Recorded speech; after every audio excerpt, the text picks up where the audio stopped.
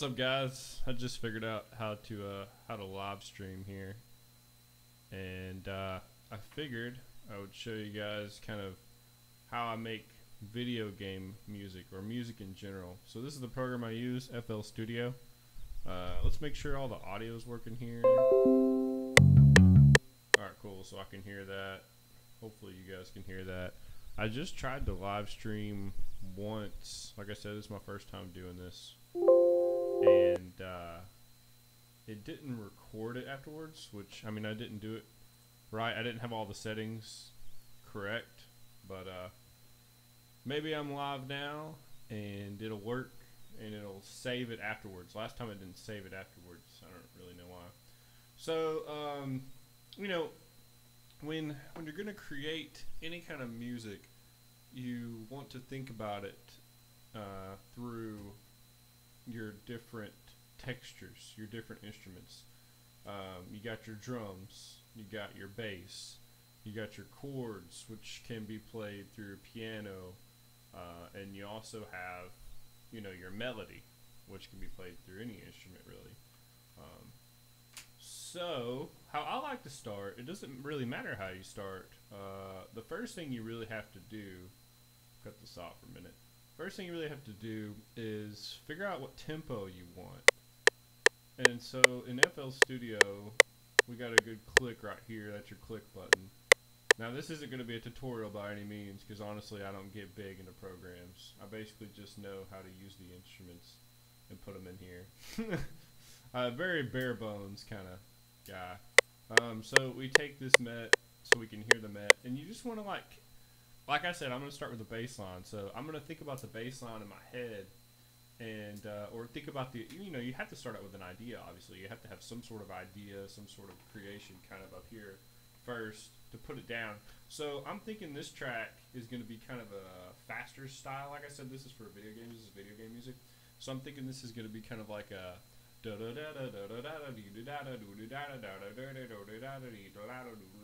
kind of deal. And so that needs to be really fast. And so I'm thinking, you know, 154, something like that. Well, actually a lot faster than that, really. And I might change that, you know. The beautiful thing about art is, as you go along, you figure out what you really want. You don't know it until you put it down, right? Alright, let's try to get into this. So far, I've just got like this first part of the little loop thing I'm thinking of. Now, when it comes to bass, they have a couple different basses.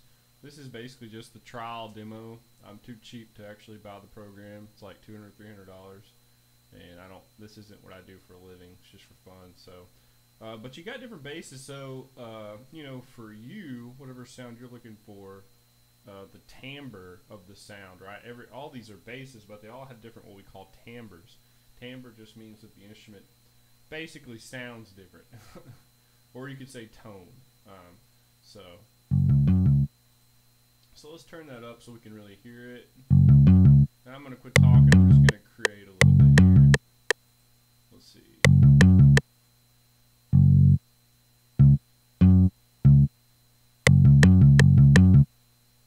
And so that's a chord right there. And so what you can do with bass is you can create a chord progression, not by using chords like stacked, like you normally see chords, but by using chords one note at a time, which in music, the fancy name for that, whenever you play a chord one note at a time versus stacking it, is called arpeggiation or arpeggio. And you hear it happening all the time. And I'm sure there's a thing on here where you can literally just arpeggiate it like with a button, but I don't feel like doing that. I want to be in control of all the notes. So let's see.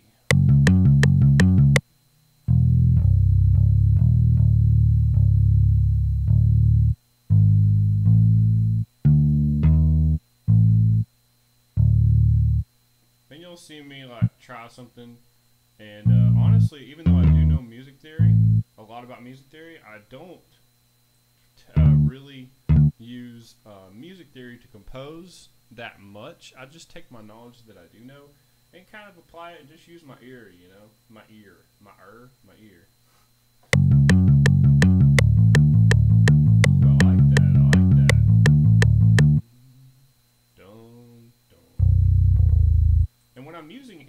also something that they used in classical music. It's called a sequence. It's a compositional device. What a sequence is when you take this group of arpeggiations. What a sequence is it's a pattern that you put onto another chord. So here I've got this pattern on F sharp. So F sharp, C sharp, F sharp, which is actually just an F sharp 5 chord.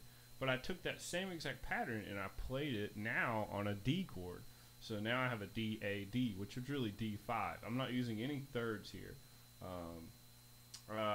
The one reason why I'm doing that is just like in rock music, why you have big open chords is so that you allow the singer to do all the tonality. The singer has the option now, whether because singers do melody, right? So, whoops, I changed my pattern. Singers have the option to change the melody from major to minor in the simplest form. So like if you put an A over this, now it becomes minor. But if I decide to do A sharp over it, now the tonality is major. So literally that one difference changes this harmony, this arpeggiation down below. I'm going to continue.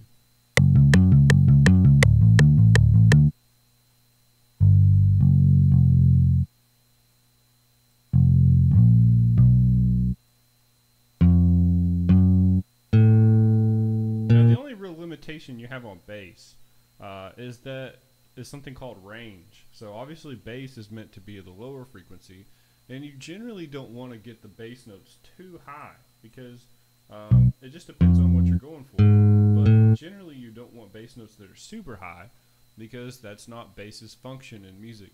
Could you do that? Yeah, but you do it for a specific reason. You wouldn't do it on purpose.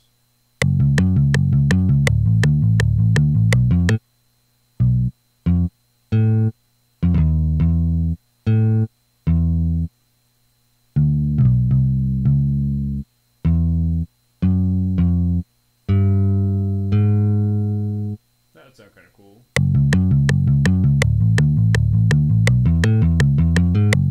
Whoops, too early. I want to copy my sequence by doing each one of these chords twice.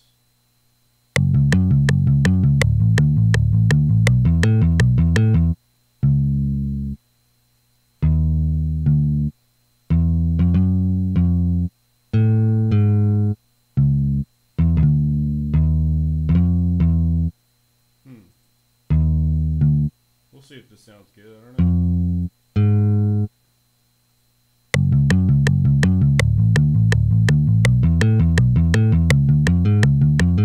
Ooh, I kind of like it. I kind of like it.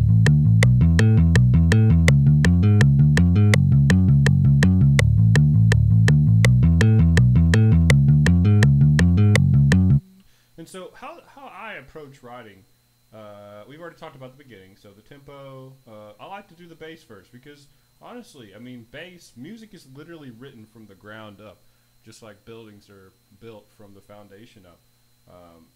Music it doesn't have to be that way, but it's more successful if you write it that way because now that I have a bass line that I'm kind of into, now I've established my chords. So my chords are F sharp, D, that's basically an E, well, let's see, B, E, A, E. It's kind of an A, see, that's the cool thing about music theory. Your ear can tell you things that music theory doesn't. Like, that's not even really a chord. It just sounds cool. To make it a chord, I would have to do a G instead of an A. It is a chord, but it's not a standard chord. If I did G, it would turn into an E minor chord. But that's kind of boring. I'd rather have that A in there. It kind of throws things off a little bit. And see, once you know the rules, quote unquote, then you can break them, right? So I know what an E minor chord is. I know what an E major chord is. And that's not really the sound I'm looking for that moment. And then the last chord is this kind of crazy thing I came up with. C sharp, D, F, G sharp. So that could be like, well, it's interesting because it's basically a C sharp chord, which works really well because C sharp is the 5 of F. It's 5 of my 1 chord per se. And 5 to 1 works really well, but I threw it off a little bit by putting the 2nd of the chord and the 4th in the chord, which normally you have the 3rd in the chord. So I threw it off a little bit instead of just making it a standard 5 chord. And that's why it sounds weird. But it also works because it still functions as that 5-to-1. Now, as I'm listening to this, I'm already thinking in my head, I'm visualizing, I'm doing what's called audiating. I'm thinking of something else that would sound cool that would go over this. Because, like I said in the beginning, making music is all about texture. So now what am I going to layer on top of this that's going to complement it? And since I'm a drummer, I'll probably just check out the drums. Now, as a drummer, I'm already thinking, what kind of meter do I want here? Because I could do a very kind of fast, jumpy, and that all has to do with the snare. So if I make the snare happen every other beat, that's going to give me the effect of kind of a fast, jumpy kind of pace. And that's what I originally had in mind. But what would also be cool is halftime. So like and you can by the way, you can right click on a hi-hat and go every 2 steps. Saves you a lot of time because hi-hat plays all the time. So wait, wrong one. If I did halftime, it would be it would be that. But see, here's the thing. I can use that later on. I don't have to use that right now. I like it, and I'm probably going to use it later on. But right now, I'm just going to stick with standard, more video game-like kind of cut time deal, you know. Now, here's the thing about these drums.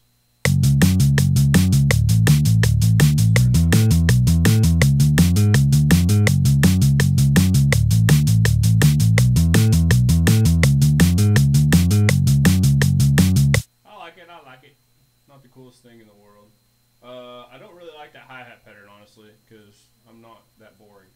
I'm going to do something different. Now, the first thing I like to do when I get into the drums is I like to change all the sounds, because these sounds are just kind of I mean, they're okay. So now I'm going to start visualizing and thinking about what would be cool kind of drum timbre, drum tone for what I'm going for.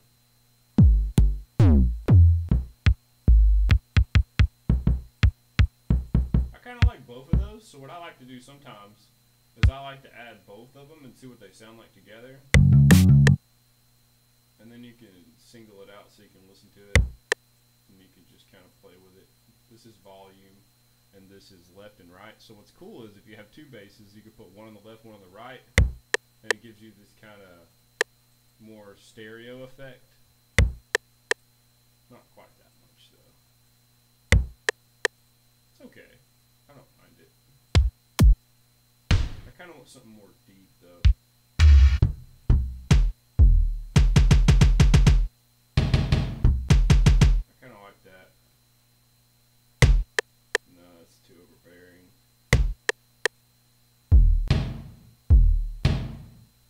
Kind of like that.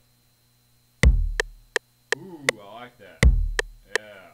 So what I did was I added those 2 together. You get that one, and you get that one. Yeah, put them together and you get a pretty cool bass sound. So you take a cheap program like this and you get more sounds out of it by just combining sounds. Now that snare's gotta go because it's just horrible. That's what a snare sounds like when the head's broken. I like to use these down here. Pro M. I think that's supposed to be is a Mapex Pro M kit.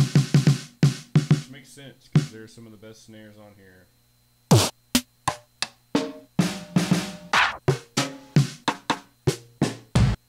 It all depends on what you're going for, though. Like for a faster song, you don't want a snare like that because it's too much. It's too long. You want more of a quick, punchy kind of sound. For the most part.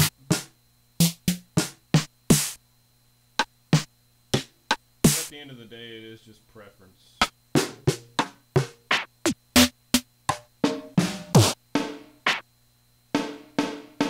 That's kind of cool. Even though I just said I want something short. Let's see what these sound like together.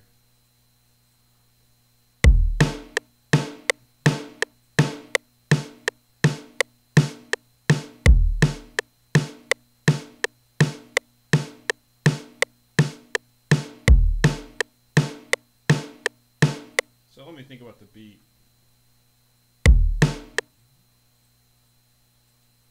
Turn the bass line back on. Might just be something simple. It doesn't have to always be complicated, you know. That's the number one thing you learn as a musician is don't write complicated for complicated's sake. You need to write for whatever the music needs.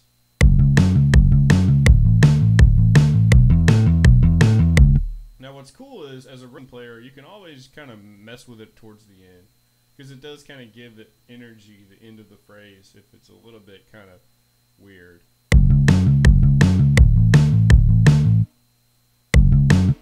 Might be kind of cool to do that. Give it a little bit more pump.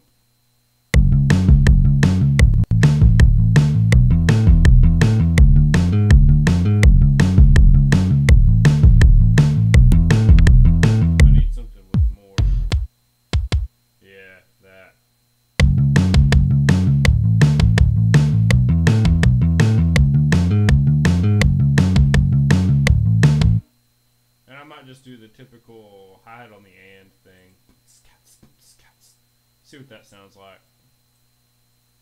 Let's see, and should be that. No, wait. These little dots do get kind of confusing.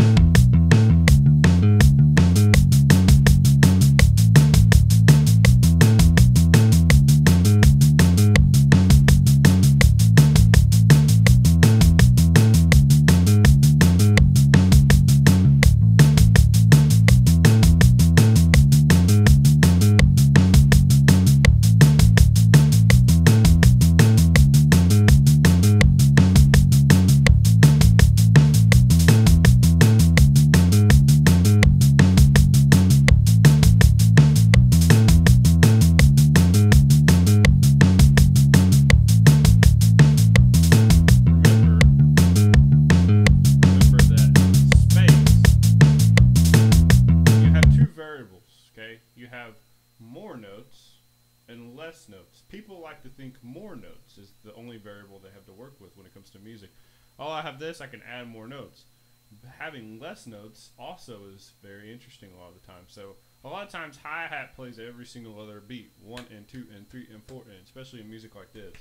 Or it does all the ands, one cats, cats, cats, cats. But what if you made some of them on the ends, some of them on the beat, and you made kind of almost like a hi-hat melody, right? That's what I like. That's what I like to do sometimes. But it needs to work with the music at the same time. So I'm trying to get this like pattern. I kind of like that.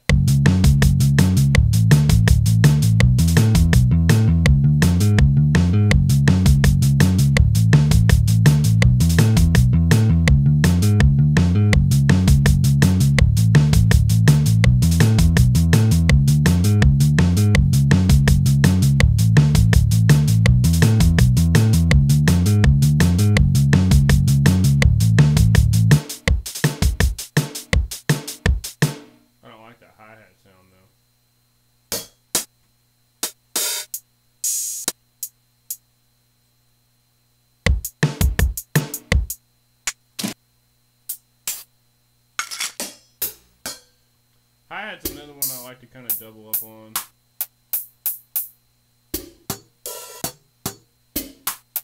Now if I take a sound like this that I kind of like, I don't love, you can edit it, so you can double click and then kind of edit the sound. So let's do this. Let's copy this and paste it onto this one, and then see what that sounds like.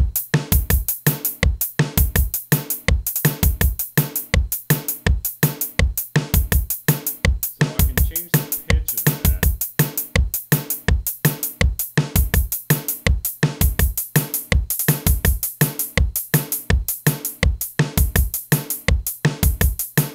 Yeah, I don't know.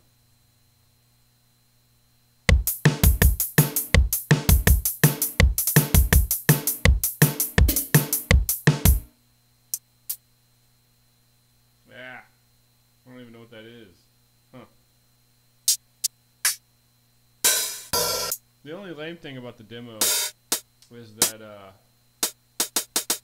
the only lame thing about the demo is that, what was I gonna say? Oh, you can save. Well, you can save it, but you can't open it back up. So literally, to get a song done, you have to just get it all done at that one time, because you can, for whatever reason, they do allow you to export. So I can export this as MP3 when I'm done. So that's basically how I write music when I do these little jingles, little tunes. Is I just get it all done at once and export it, because otherwise, if it closes out, you can't open it again unless you buy the program.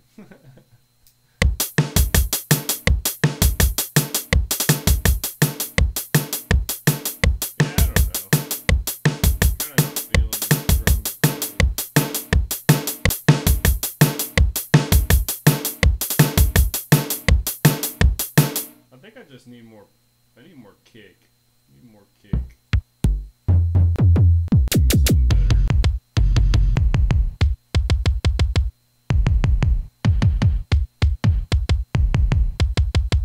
Now we're talking.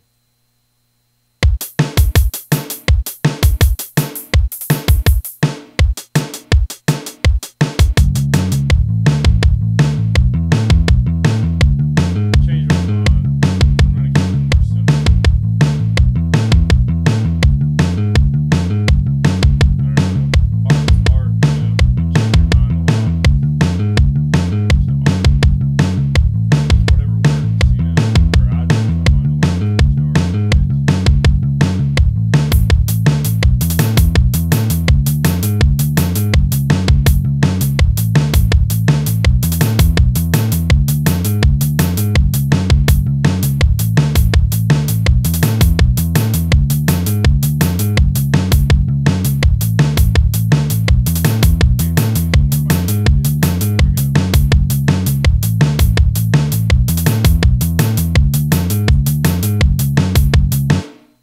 Clap might sound kind of cool too on the snare note.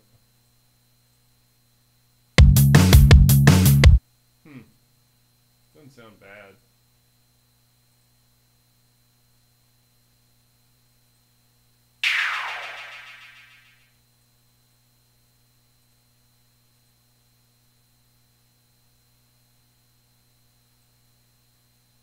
Where's the clap at? There we go.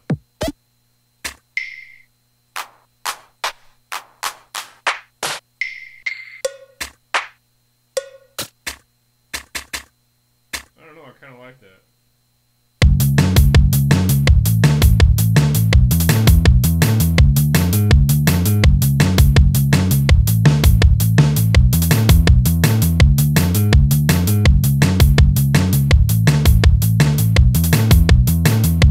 I'm not gonna lie, I hate that hi-hat. This program needs to get some better hi-hats.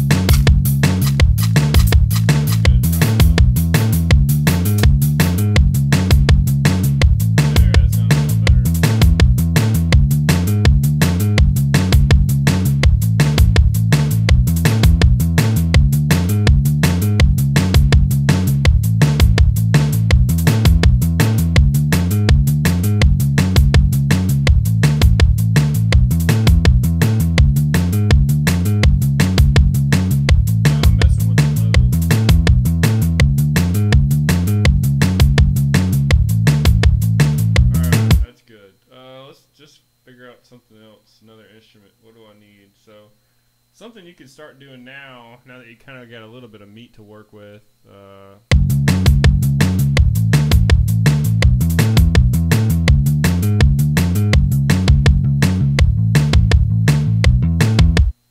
Yeah, I'm probably going to change up those drums some more, but for now I'm going to move on. You can kind of start to do, like, piano is always a good option. You know, there's piano, you can never go wrong with piano. You just never can. Piano always sounds good. So one thing that I'll do right off the bat is just, and one thing that's cool about this program is that it is that it shows you what you've already put in. So it basically shows you your chord, where your chord is at. Now instead of arpeggiating it on piano, I'm going to do a different texture. I don't know. Probably give it some more low end. I like to do low end. Give it a fifth. I don't know. Maybe. Yeah, I'm going to keep it higher.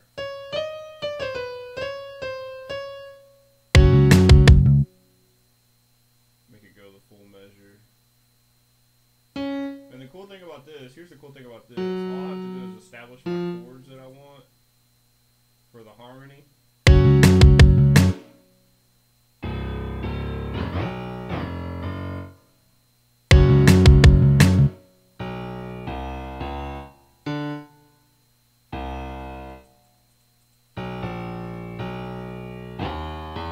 See, I could change things here if I wanted to, because something you learn in music is the lowest bass note is actually what makes it.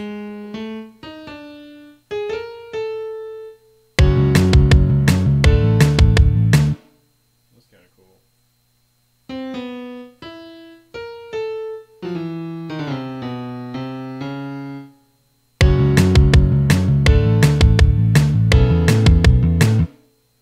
See, I just changed that chord by putting that C sharp down there.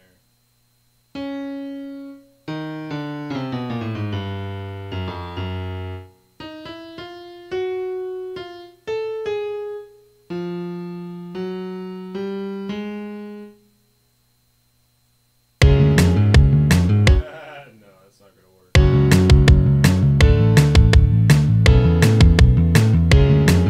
See, I just gave it a whole nother layer just by adding that chord right there, that third chord.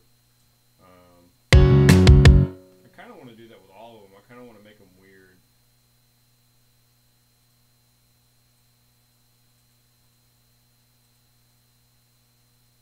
I don't know what that was about, but...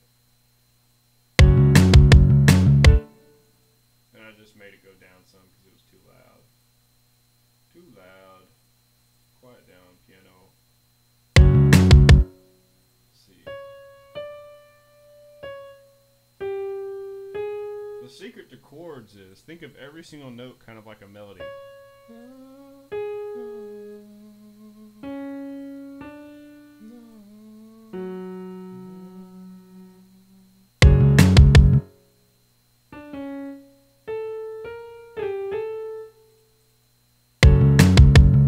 I'm just experimenting. So sometimes it's going to sound bad. You don't get mad at yourself. You just keep going, man. If a note sounds bad, guess what? You move it up or you move it down. That's the only two options you got.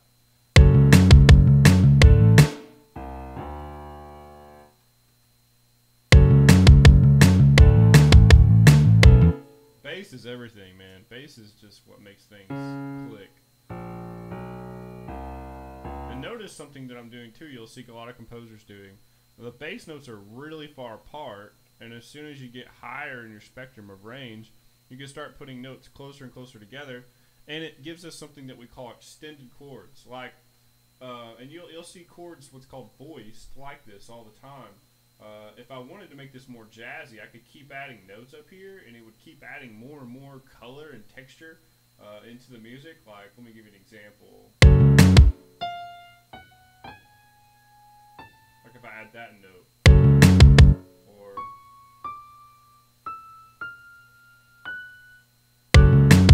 so now I've got a lot more stuff going on.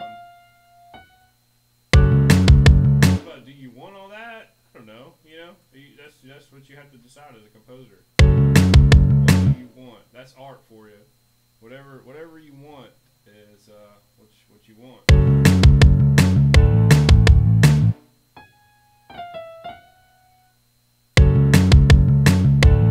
Ultimately, what you're thinking when you're writing chords is your bass line down at the bottom, okay? I'll tell you the two most important voices in your chord. Your bass line down at the bottom, and your melody is generally always going to be heard on whatever's on top. So right now,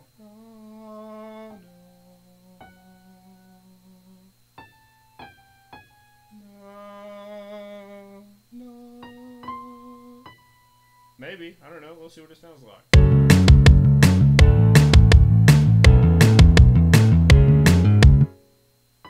So this chord needs some work.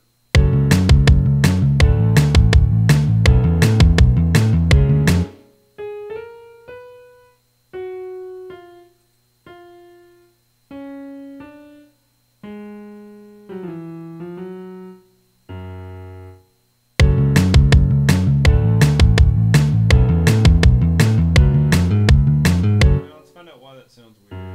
Now I am going to use music theory.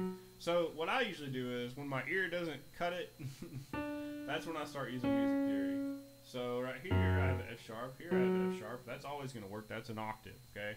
Octaves and fifths are the safest intervals, and then the sooner you go closer and closer in interval, the sooner things will get more and more dissonant.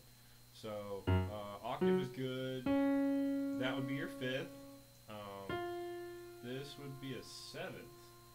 That might be throwing things off a little bit. There's nothing wrong with a seventh, but that's a major seventh. I don't know if I want that. That is a minor third.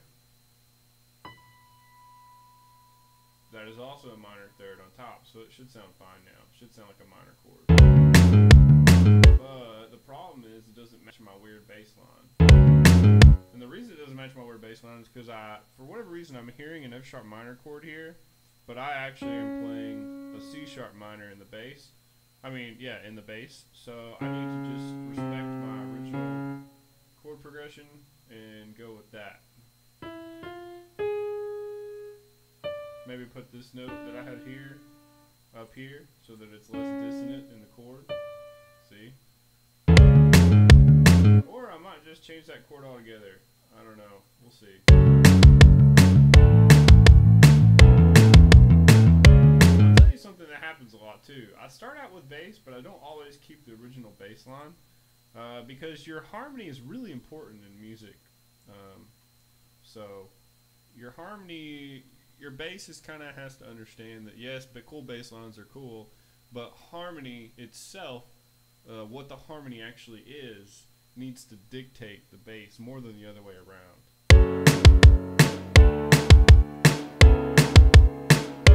I like that chord a lot that I got going on there.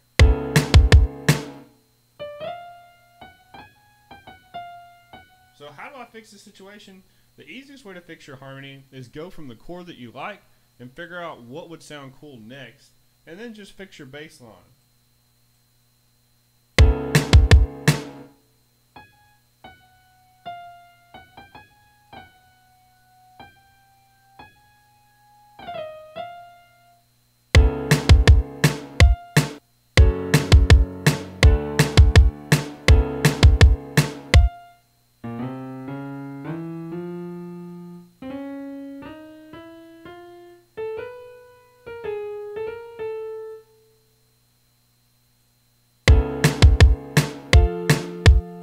Sounds kind of interesting. So I went to an F chord. Huh. Yeah, I went to an F chord.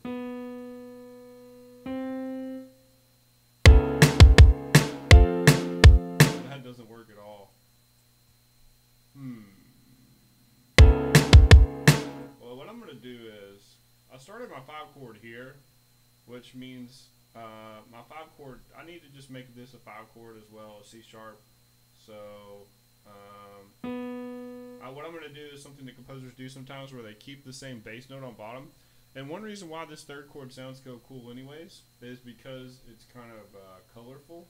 But you can resolve that once you get on the back end of it, and that's what I think I might do.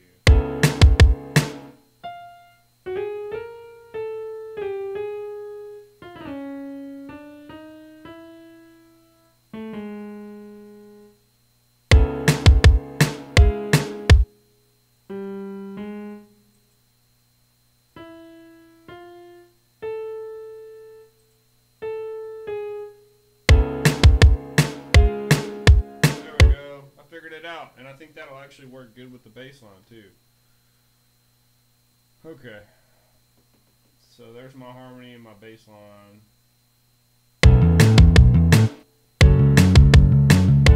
Now I always like to mix bass line and a good chords kind of going on. I like to mix that so I can get it in with my mix, make it sound better.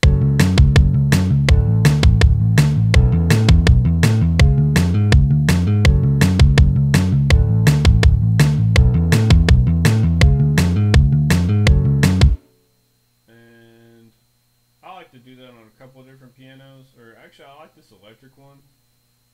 It works really well for like long melodic notes.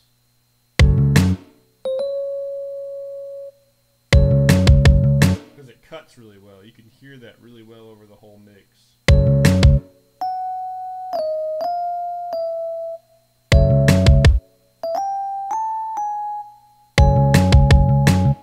I need to think about this though. What am I really going for here?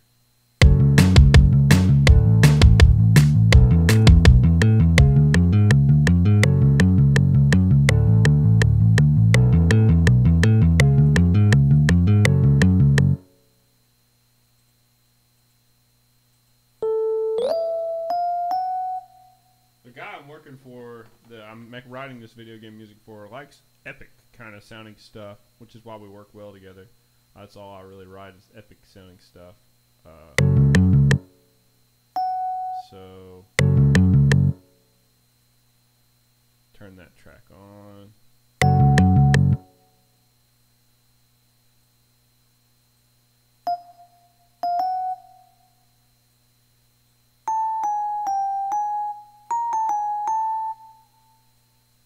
That's not going to sound right. Yeah, it's not going to sound right. You always want your new chord to go on the next downbeat on the 1. This is the 1. So I knew that was phrased wrong. Now see, this is actually literally the most important part of a song. Especially in a video game.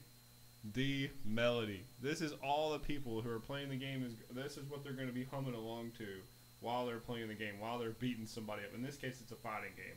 While they're beating somebody up, this melody, they need to be able to hum this. It needs to be kind of simple. It doesn't need to be that complicated. They're going to like the stuff in the background, but they're not going to really know what's going on in the background too much. They're just going to be humming that melody. So,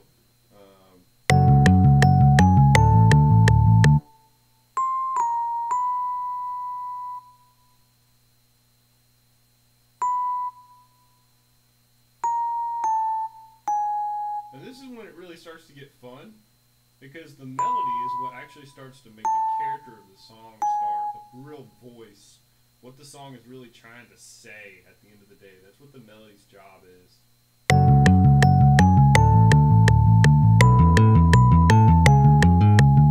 Very kind of simple. I mean, I literally just went, you know, up and down. And what I'm doing here, there's a couple techniques in what I'm doing.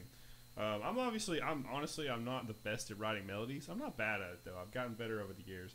I've always been a lot better with harmony, chords and stuff. But with that being said, at school we learned some things. One thing we learned is that melodies generally stay close together. So it happens every now and then where you'll have a big jump in a melody. So that's a A. I'm gonna just remember that. If I jumped way up here, you could do that. And that sounds kind of cool. And that's called a leap when you do that in melody.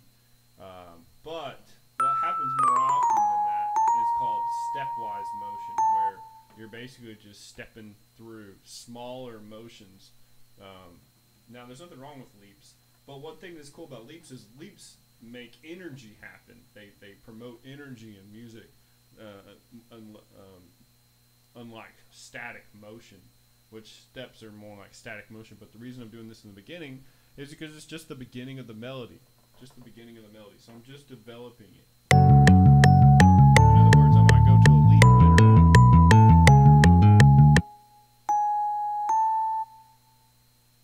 And see, now I'm finally hearing what I'm really trying to accomplish with this song.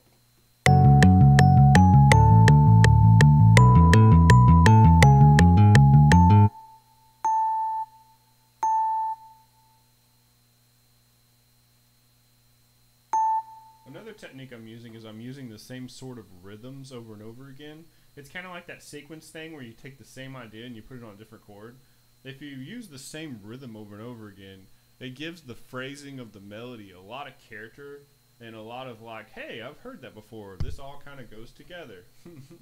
Which in art, you always want your subject to, have some sort of coherence. Unless you're not going for that, and then you don't.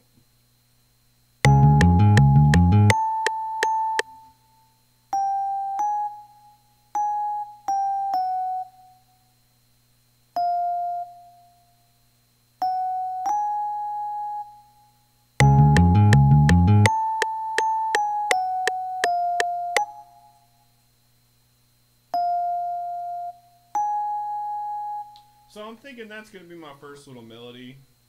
I don't know. Who knows? I might develop it as I go.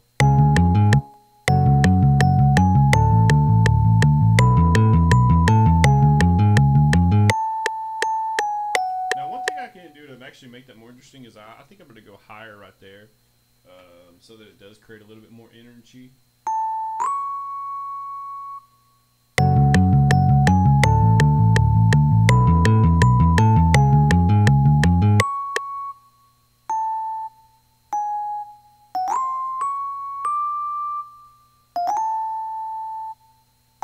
That's a lot cooler. Yeah, I like that. I like that.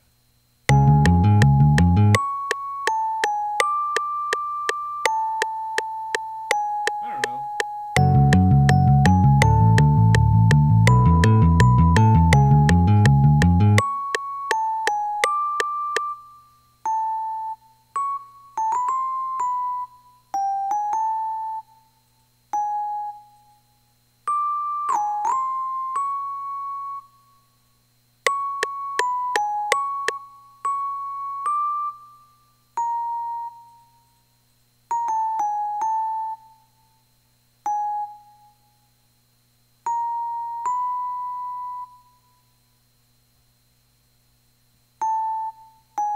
Who knows? I don't know.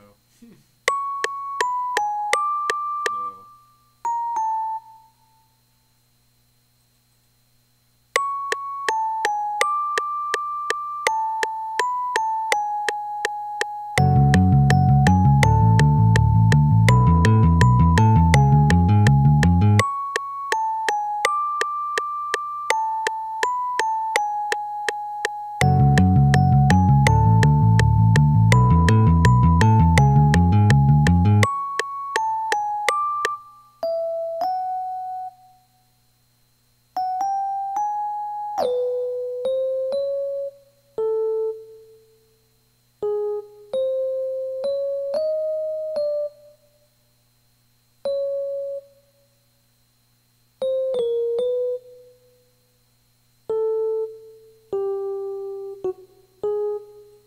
So what my ear is hearing now, maybe, I don't know, there's nothing wrong with experimenting, right?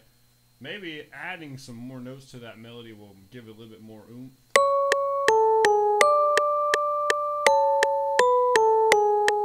I like that.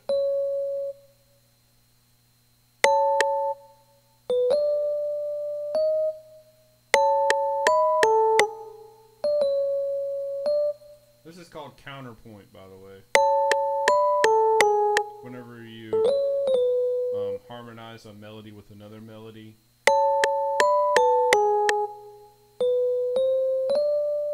This is what Bach, this kind of stuff Bach used to do.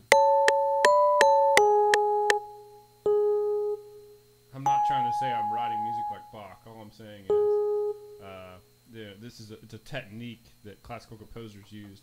They would write a melody, and then this isn't actually really counterpoint, because counterpoint would mean a separate melody completely that complements the first melody, and then they would keep doing that over and over again.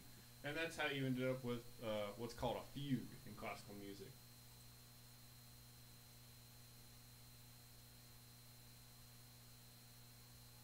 How long have I been going here? 44 minutes. So that's probably good for video 1. Probably good for video 1. Thanks for watching, guys, and I'll hit you up on the next one.